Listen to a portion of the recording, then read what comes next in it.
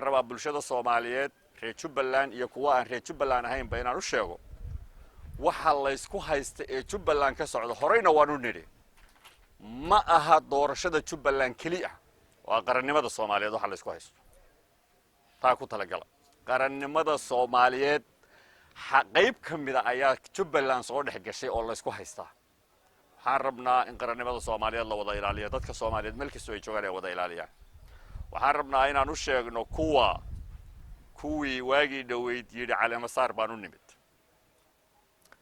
rag badan oo saaxiibada ayaa ku jira hadduu ahaan lahaa madaxweyne Deni hadduu ahaan lahaa madaxweynihii hore Faroole hadduu ahaan lahaa Xasan Sheekh hadduu ahaan lahaa Sheekh Shariif hadduu ahaan lahaa kuwa kale ee faraha badan ee xisbiyada ama madaxweyne dawlad goboleedyo soo maray waa saaxiibadayba wada ahaayeen maanta waxay ka cabaadayaan iyaga laftirkoodii maanta waxay ka cabaadayaan dhuusamareeb bay waxay leeyihiin cadaalad darra ka socota iyaguna waxay taageereen cadaalad darra Jubbaland ka socota bal Soomaalida daciifnimadeeda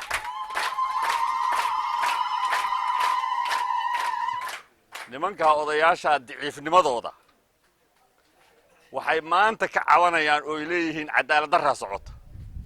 shalayna halkan waxay u yimaadeen inay cadaalad darro taageeraan farmaajo waxay ku haystaan cadaalad baan ka rabnaa waxayna taageerayaan cadaalad darro oo markay hadlayaan waxay leeyihiin farmaajo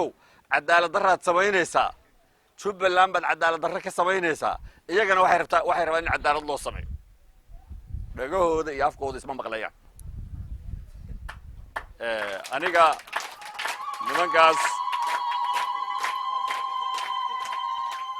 aniga nimankaas saaxiibadaya weli lama hadlin inaan la hadlana ma rabo weli sababtoo ah iyagu saaxiibtinimadii bridge-kii saaxiibtinimada buundadii saaxiibtinimadii ka gudbeen laakiin ani waa ilaalinayaa hal buundaan dib u dhigayaa marka maanta lama hadlayo nimankaas laakiin intaa aan idhi fariin way ugu filan tahay hadday cadaalad rabaan waa inay cadaalad taageeraan laakiin adoo cadaalad darro taageeraya inaad haddana cadaalad raadiso wax iman kara ma ah dadka Soomaaliyeed bayna u taallaa arrintaa inay qiimeeyaan intaa marka laga soo gudbo Jubbaland gudaheeda gobolka Gado oo ka mid ah gobolada